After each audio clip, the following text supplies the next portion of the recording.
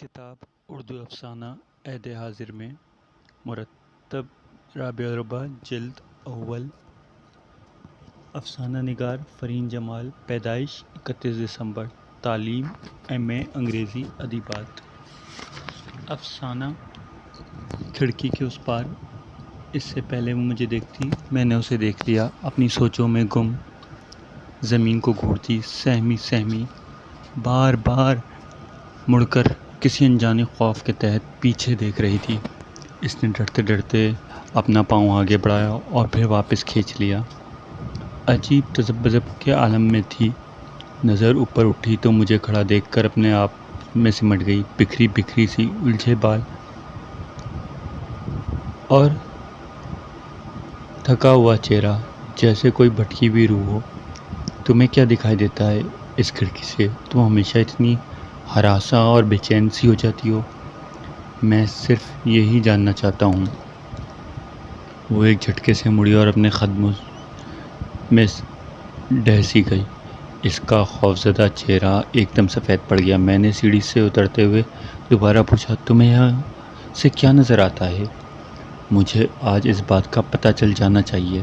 میں اس کے سر پر پہنچ گیا، لیکن وہ بالکل خاموش رہی۔ اس کا بدن کسی انجان خوف سے اکڑ سا گیا۔ تمہیں کبھی کچھ نہیں دکھائی دے گا؟ تم جو آنکھیں رکھتے ہو نابینا ہو؟ اور چند لمحوں تک واقعی مجھے کچھ نظر نہیں آیا، لیکن آخرکار میرے منہ سے بے اختیار نکلا، اوہ کیا ہوا؟ اس نے پوچھا۔ مجھے ابھی کچھ دکھائی دیا۔ میں نے آہستہ سے سرگوشی کی۔ نہیں، کبھی نہیں۔ اس کی آواز میں بے یقینی اور اصرار تھا۔ بتاؤ، تم نے کیا دیکھا؟ حیران کن بات یہ ہے کہ میرا دھیان پہلے کبھی اس طرف نہیں گیا۔ یہ میرے لیے معمول کے مطابق عام سی بات تھی۔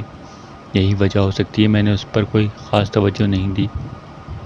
میری اس آبائی حویلی کی پہلی منزل کی کھڑکی جو باہر طرف کھلتی ہے، ہمارے خاندانی قبرستان کا منظر واضح نظر آتا تھا، جہاں میرے آبا و اجداد دفن تھے، اتنا بڑا کہ پورا کا پورا کھڑکی کا فریم میں فٹ ہو جاتا تھا۔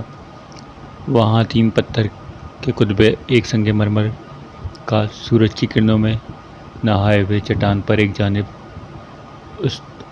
استادہ تھے، لیکن یہ کوئی قابل توجہ بات نہیں تھی۔ یہ کتبے تو کتنے عرصے سے قبرستان کا حصہ تھے۔ میری توجہ چھوٹے سے مٹی کے ایک ڈھیر نے اپنی طرف کھینچ لی تھی۔ اس نے میری آنکھوں میں شاید اس کا عکس دیکھ لیا تھا۔ بے ساختہ چلا اٹھی۔ نہیں، خدا کی نہیں۔ عجیب اجانی سی کیفیت اس کے چہرے پر در آئی۔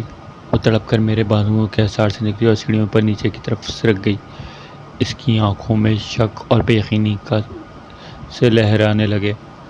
کوئی مرد اپنے بچے کو کھونے کا غم نہیں کر سکتا؟ نہیں، تم نہیں۔ اوہ، میں مزید 1 منٹ بھی یہاں نہیں رک سکتی۔ مجھے تازہ ہوا چاہیے۔ مجھے نہیں لگتا مرد موزوں انداز میں اس کا اظہار کر سکتا ہے۔ اس نے الجھے سے زخم خوردہ لہجے میں جواب دیا۔ جولیا، کہیں اور کیوں جاتی ہو؟ سنو، میں سیڑھیوں سے نیچے آؤں گا۔ نیرو، میری بات سنو۔ میں مایوس ہو کر پہلی سیڑھی پر بیٹھ گیا۔ میں اپنی ٹھوری کی مٹھیوں پر ٹکا دیا۔ فضا میں اداسی لپٹتی چلی گئی۔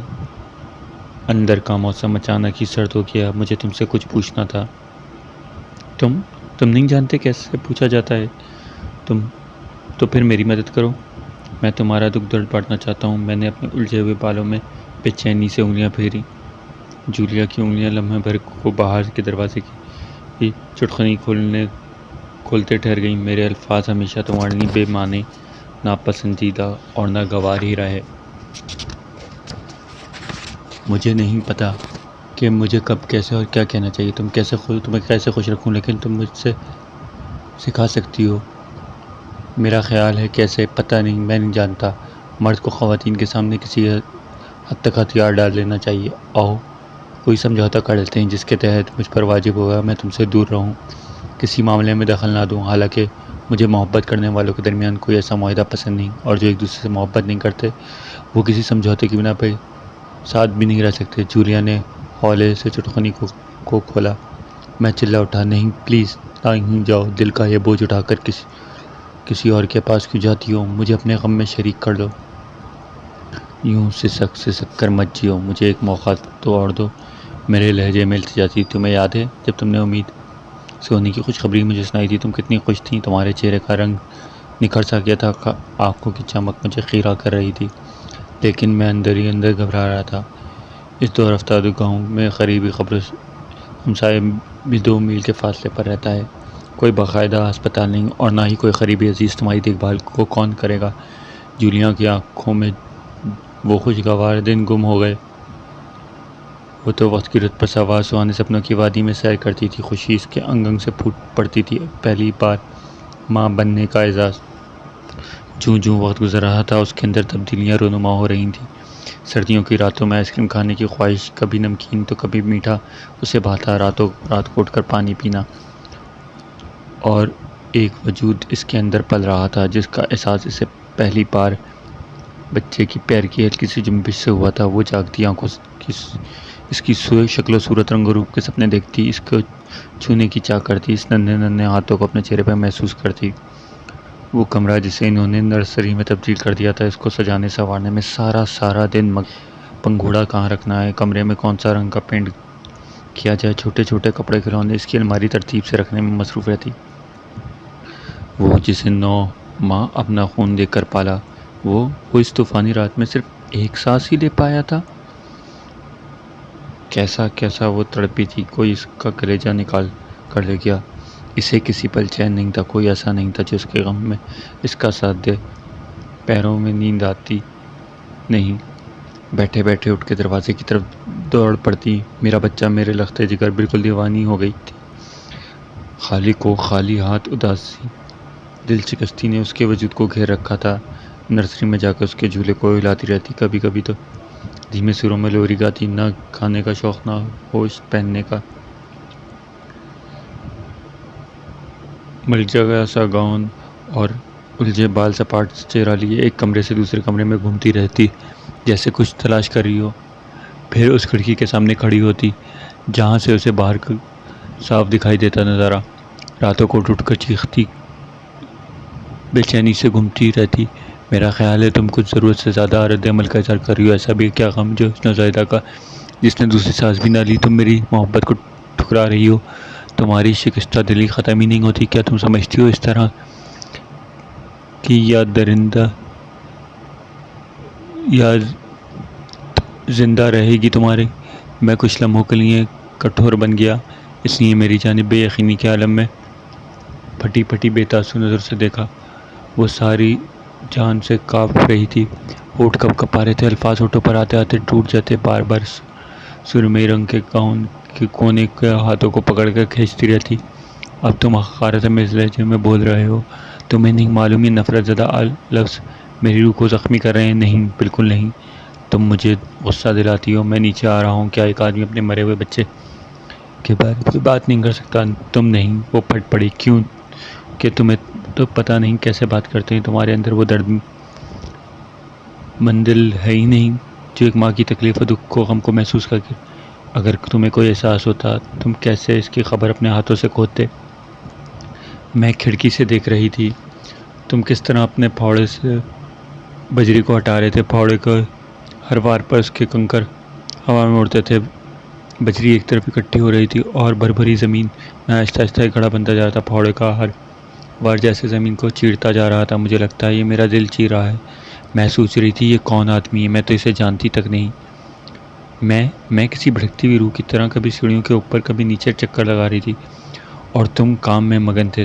تمہارا پھاوڑا ہوا میں ایک تسلسل سے بلند ہو رہا تھا، سردی کی وجہ سے فضاؤں میں دھواں سی تھی، تمہاری قمیص کی آستینیں کونی تک چڑھی ہوئی تھیں اور تم ماتھے پر آیا پسینہ بار بار پوچھ رہے تھے۔ پھر تم نے اس ننھی سی جان کو سرد اور کھردری زمین کے سپرد کر دیا۔ میرا دل جیسے دھڑکنا بھول گیا۔ آہ، وہ میرے جگر کا ٹکڑا، میری روح کا حصہ،